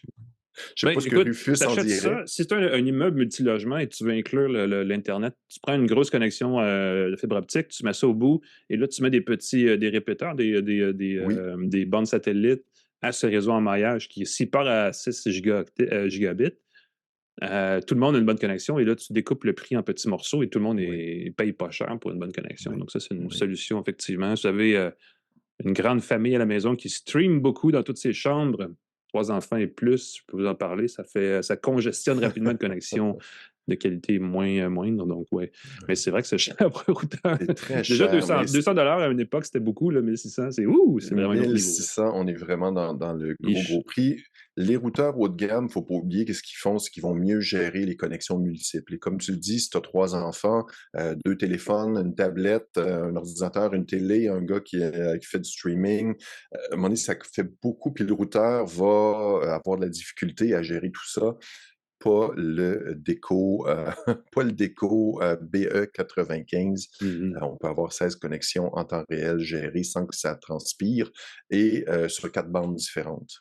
Il y a même une bande qui peut être consacrée uniquement à la rediffusion du signal entre les bornes. Et ça, c'est, je le répète à chaque fois qu'on parle de ça coupe pas le débit total. Ouais. C'est ça, on ne coupe plus. Avant, quand on utilisait un répéteur, on diminuait souvent de moitié, sinon plus, la vitesse de transmission. Dans ce cas-ci, on a la même vitesse de transmission sur toutes les bornes parce qu'il y a un signal dédié, une bande passante qui est consacrée à la transmission du signal sans perte et sans le couper débit et la latence aussi sont améliorés par ces technologies-là, mais effectivement, il faut y mettre la latence aussi, oui. Merci, Pascal.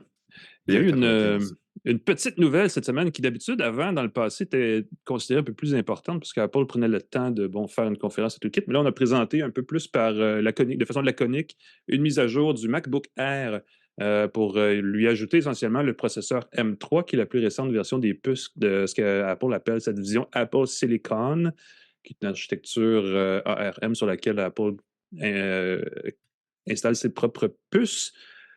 Puce M3, donc, qui embarque dans un MacBook Air qui, soit dit en passant, est le portable le plus vendu au monde. Donc, c'est quand même pas un appareil négligeable en termes de volume. Et je dis pas seulement le Mac le plus vendu, parce qu'Apple nous fait toujours ce coup-là en disant « Ah, c'est le Mac le plus, ou l'iPhone le plus fun. » Puis bon, mais ça va aussi au-delà de ça. C'est un gros, gros vendeur partout dans le monde, cet appareil. Particulièrement chez nous, le MacBook Air, c'est un appareil qui est très, très portable. C'est le plus portable des Macs. Parce qu'il y a le MacBook Pro qui sont... le MacBook Pro est toujours un petit peu plus costaud, n'est-ce pas? Et là, ce qu'on fait, c'est qu'on rajoute ce processeur qui est autrement plus puissant à bord du MacBook en version 13 pouces et 15 pouces. Et là, ce que j'ai essayé cette semaine, moi, c'est le 13 pouces et là, c'est une question de goût, OK? Parce que dans le portable, il y a du 13, du 15 et du 17 pouces qui sont les formats... et là, de temps en temps, on voit apparaître un 14 pouces en version un peu plus carrée, puis ainsi de suite. Mais en gros, là, les extrêmes, c'est de 13 à 17. Et dans ce créneau-là, moi, je trouve que 17, c'est très gros. Pour les gens qui veulent un portable qui ne bouge pas beaucoup, c'est correct, mais je trouve ça trop gros pour être vraiment mobile. Le 15, ça dépend des goûts, mais je trouve que dans le format 13 pouces, il y a quelque chose de le fun. Et le format, évidemment, de 13 pouces, souvent vient avec une fiche technique réduite parce qu'on se dit, les gens qui achètent ça veulent surtout payer moins cher. Donc là, il y a plein de compromis. Et là, je vais vous dire, le MacBook Air 13 pouces avec processeur M3, écoute, c'est une voiture 4 cylindres turbo de 300 chevaux, compacte. Ça déjoue des appareils extrêmement puissants, mais en format très réduit. Donc, moi, je trouve que c'est vraiment une belle combinaison. Le processeur M3, c'est le premier processeur chez Apple qui est construit avec l'architecture à 3 nanomètres, qui est extrêmement petite et qui est très fine et qui est en ce moment le dernier cri. Je pense que chez Intel, les nouveaux processeurs Core Ultra sont rendus là aussi, mais c'est tout nouveau. On a 8 cœurs de processeur. On a un processeur graphique à 10 cœurs qui s'ajoute à ça. On a évidemment, et là, c'est ça qui est le fun, c'est qu'on a essayé de s'insérer dans la vague de l'intelligence artificielle générative chez Apple en disant on a aussi notre fameux processeur neural, notre Neural Engine à 16 cœurs qui apparaît dans le MacBook Air et qui permet de s'occuper des tâches d'intelligence artificielle pour en faire un ordinateur axé sur l'utilisation des applications d'intelligence artificielle. Il y en a plusieurs. La plupart sont en nuage, n'est-ce pas? Donc, on y va par Internet.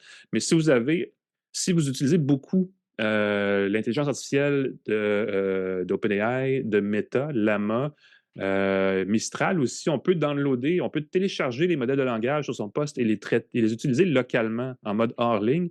Et là, on parle de documents qui font une dizaine de gigaoctets qu'on doit utiliser dans une application spécifique. Et là, on peut avoir sa propre petite intelligence artificielle générative sur son poste de travail et ça tire du jus. Ça commande beaucoup d'énergie, ça demande beaucoup de travail du processeur.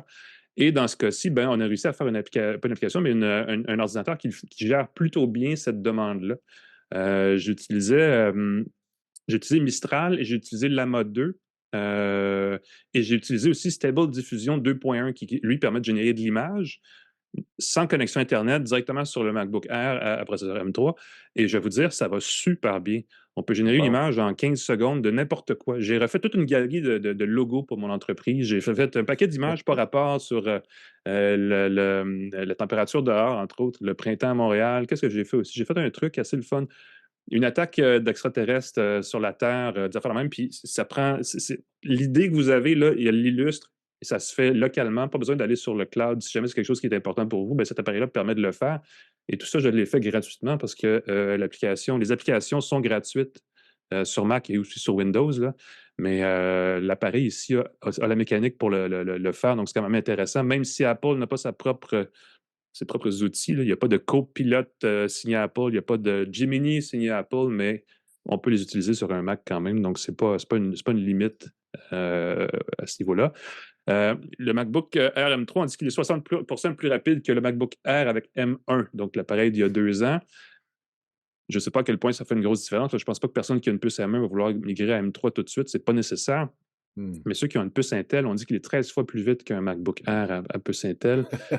Ce que ça dit, en gros, c'est que cette architecture-là d'Apple vient d'une architecture mobile et les processeurs mobiles ont toujours été plus paresseux, plus lents que les processeurs faits pour ordinateur et encore plus faits pour desktop.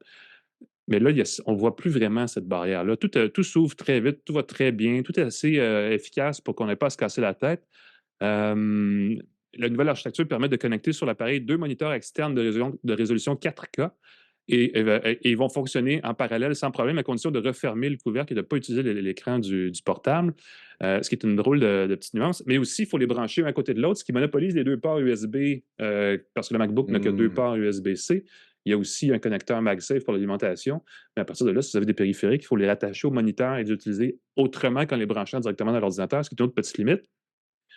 Mais je ne connais pas grand monde qui utilise 2 moniteurs 4K live là, avec un ordinateur comme ça. Donc, c'est une belle amélioration malgré tout. Il y a du Wi-Fi 6E, qui est la version la plus rapide du Wi-Fi 6, qui n'est pas du Wi-Fi 7, mais presque. On va y arriver un jour. Mais le Wi-Fi 6E pour un portable, c'est quand même pas mal. C'est sûr que là, avec le Wi-Fi 7, tu es en avance, je pense, sur tout le monde, une couple d'années, Pascal. Oui, non, mais je suis moi-même émerveillé. Le marché peut pas Ask encore me anything, j'ai un Wi-Fi 7. Ben, c'est ça, exact.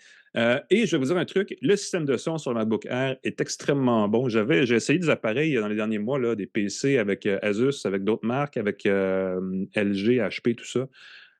Et on dit, OK, c'est un son Dolby Atmos, tel ci, puis ça, puis le son sonne comme un son portable. Tu sais, ça sonne comme cacane, genre mal, tu sais.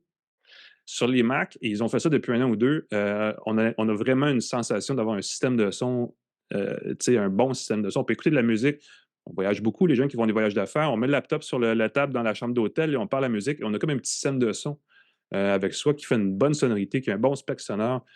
Ça vaut la peine. Et c'est important parce que l'appareil coûte quand même 1 450 $ de base en 13 pouces. 1 750 en 15 pouces. Et là, si on veut les équiper, on sort, c'est rien en bas de 2 000 $ si on veut quelque chose avec la bonne mémoire, 16 gigaoctets de RAM, 1 téraoctet de stockage. Bien là, on est au-dessus des 2 000. Et c'est beaucoup d'argent quand on y pense, parce que pendant toute la décennie des années 2000, on essayait d'aller vers le laptop à 500 $, puis le laptop à 200 $, puis le laptop à 100 $. Puis là, on est revenu complètement à l'envers, où là, maintenant, tout coûte 1 000, 2 000, 3 000 $. Et là, au moins, on a un bon portable, un bon système de divertissement. La version 15 pouces peut faire aussi pour les étudiants qui ne veulent pas avoir de télé, mais qui veulent regarder Netflix. Ben, c'est une façon de le faire. Évidemment, les plus jeunes, maintenant, font tout sur leur téléphone, mais pour les quelques rares qui aiment ça avoir un plus gros écran, ça fait une belle job aussi. Et là, le son est bon, la connexion est bonne, donc ça fait un beau travail. Évidemment, bon, je ris parce que je vais vous dire quelque chose, et moi, ça me fait tellement rire. L'autonomie du MacBook Air est d'une bonne journée de 18 heures. Je ne sais pas si vous figurez que ça n'a aucun sens ce que je viens de dire, mais c'est ce qu'on dit chez Apple pour dire que l'autonomie est 18 heures quand on l'utilise comme du monde. Ça fait vraiment plus qu'une journée de travail. Si vous utilisez de l'intelligence artificielle à fond de train, tout ça, vous allez en avoir en masse pour une journée de travail, et même plus. Mais 18 heures, c'est pas une journée. On sait qu'une journée, c'est 24 heures. Fait que ça, on essaie de jouer là-dessus. On a fait ça avec l'Apple Watch aussi. Puis je ne sais pas pourquoi ils s'obstinent à dire ça. Ils ont juste besoin de dire 18 heures sur un laptop. Là, déjà, ça dépasse de loin la moyenne. Ils sont difficiles à trouver, les portables Windows qui font 18 heures sans recharge. Et je vais aller plus loin que ça. Ils sont difficiles à trouver, les portables Windows qu'on peut laisser dans son sac 2-3 jours et on le rallume et il y a encore de la batterie. Oui. Et ça, le MacBook Air le fait depuis des années et le fait encore très bien. On peut le laisser, c'est les gens qui travaillent mobile, laissent dans le sac, arrivent à la maison, passent la fin de semaine à faire autre chose et le lundi matin, il y a encore de la batterie dans leur portable. Et ça, c'est un élément, et je ne comprends pas pourquoi chez Intel et chez Microsoft, on n'a pas réglé ce problème-là déjà, parce que c'est un gros différenciateur à l'avantage des Mac et c'est toujours un gros plus, effectivement. Apple continue de vendre le MacBook Air à puce M2 à prix moindre. Je pense qu'il est 1 300 $ canadiens. Il est 1 000 $ américains. Je n'ai pas vu le prix canadien. mais il est un petit peu moins cher. Donc, pour ceux qui cherchent un Mac un peu moins cher, il y a cette option-là. Un truc que je n'ai pas dit, parce que ça aussi, c'est peut-être à la limite cocasse, c'est qu'Apple continue de pousser en disant on peut faire du jeu vidéo presque de console, mais comme PC sur Mac. Finalement, l'offre est pas mal moins abondante, mais on a avec les nouveaux processeurs graphiques la possibilité de faire du ray tracing, donc du lancer de rayons, et du mesh shading, de l'ombrage en maillage. On n'a pas encore officiellement traduit ces termes-là, mais on peut le faire par accélération matérielle, donc pas besoin de... Ça va plus vite, en gros. Et c'est très instantané quand on le voit, quand il y a des démonstrations de situations d'environnement numérique immersif où on le fait avec et sans ray tracing, entre autres choses. Les ombrages, les reflets, les choses comme ça sur des surfaces lisses, ça ajoute une belle dimension. C'est purement esthétique, ça ne va pas changer vos vies, mais on est rendu à ce stade où ce genre d'ordinateur-là permet de le faire. Et je vais ajouter à ceci, puis ça va finir mon topo un peu. Évidemment, le processeur M3 n'a qu'une seule vitesse et c'est la pédale au fond, même si on le débranche, même en mode mobile. On le voit souvent, le Mac le fait aussi. Quand on le débranche, la luminosité de l'écran se réduit un peu, mais souvent en arrière-plan aussi, il y a plein d'affaires qui vont beaucoup moins vite tout d'un coup. Du côté de Windows, là, c'est toujours le cas. Les portables, on le sait, le processeur devient, le carte graphique tombe sur la version plus minimale, et ainsi de suite. Puis ça réduit un petit peu l'expérience si on a besoin de faire des tâches de pointe. Ben, il n'y a pas de ça sur le MacBook Air, ça va qu'au fond à tous les coups. Et tout ça se fait. Et j'ai un petit calculateur dans la barre de tâches quand je fais des calculs pour voir comment le processeur fonctionne, à quel point il tire du jus. Et quand j'utilisais une application qui s'appelle FreeChat pour utiliser Llama 2 pour tester l'intelligence artificielle générative, je voyais que ça roulait, là, c'était du 500% de capacité de traitement là, pendant quelques secondes. Quelques dizaines de secondes, je veux dire, pour produire du contenu. Et aucun son, ça chauffe pas, il n'y a pas de bruit de fan, de ventilateur. C'est vraiment... il y a une raison pourquoi cet appareil-là est extrêmement populaire. C'est pas juste parce que c'est des gens qui l'achètent dans le bureau pour jouer sur Word. Il y a vraiment beaucoup de choses qu'on peut faire avec un MacBook Air de nos jours et c'est encore plus le cas aujourd'hui. Donc, belle machine, rendue plus performante, donc on ne peut pas s'en plaindre. Si ça coûtait 500 $ de moins, tout le monde serait bien content, bien sûr, mais sinon, c'est ça la vie en 2024. Tu as tellement de belles machines. Et puis, le fait qu'il n'y ait pas de ventilateur, moi, ça m'émerveille. J'utilise des Chromebooks qui ne sont pas des machines très gourmandes. Et puis, t'entends un ventilateur, ça me dérangeait. J'étais en train de travailler. J'ai dit, voyons, qu'est-ce que c'est ça, ce bruit-là? Je pensais que c'était quelque chose dans la rue. Je me rendais compte que c'était mon Chromebook qui faisait du bruit. Et puis, tu disais oui, puis quand le ventilateur il passe, parce que ça pousse de l'air chaud, donc il fait chaud. Tu sais, dans le sens que si tu le laisses dans ton sac puis la fan en part, ça arrive des fois sur certains modèles. Oui. Il fait chaud dans ton sac. Ça n'a pas de sens. Ouais. Et le ça draine la MacBook batterie. Ouais. Autrement plus puissant, pas de ventilateur, ça fonctionne super bien. Exact. Je vais juste le préciser parce que je ne l'ai pas fait, puis ça sera la dernière chose que je vais arrêter. Je disais, la journée de 18 heures de batterie, j'ai fait 12 heures sur une charge, il me restait 20% à la fin de la journée, et même un petit peu plus. Donc, tu sais, quand on dit 18 heures, évidemment, c'est optimal parce que c'est ce qu'on annonce du fabricant, mais dans la vraie vie, c'est facilement plus que 12 heures, peut-être 15 heures même. Donc, gros plus. Voilà. Merci à nos partenaires. Plan Hub, TELUS, Planet Hoster, Hello Darwin, merci de rendre ce podcast possible. Merci à Jovaco aussi, C23, le groupe Cogeco qui partage et distribue partout au Québec, dans le monde, le podcast. Merci au groupe Cogeco, Claude Hébert, la mise en onde, Jean-Christophe Ouellette qui font la mise en onde et pascalforget.com, mon site tout nouveau, tout déménagé sur Planet Hoster. N'hésitez pas à le visiter. Alain McKenna, on peut te lire un peu partout, y compris dans le Devoir. Oui. N'hésitez pas à nous écrire, à nous commenter, à nous suivre sur les réseaux sociaux. Pas dans la rue, s'il vous plaît. Ah, ben, on peut dire bonjour. Peut-être.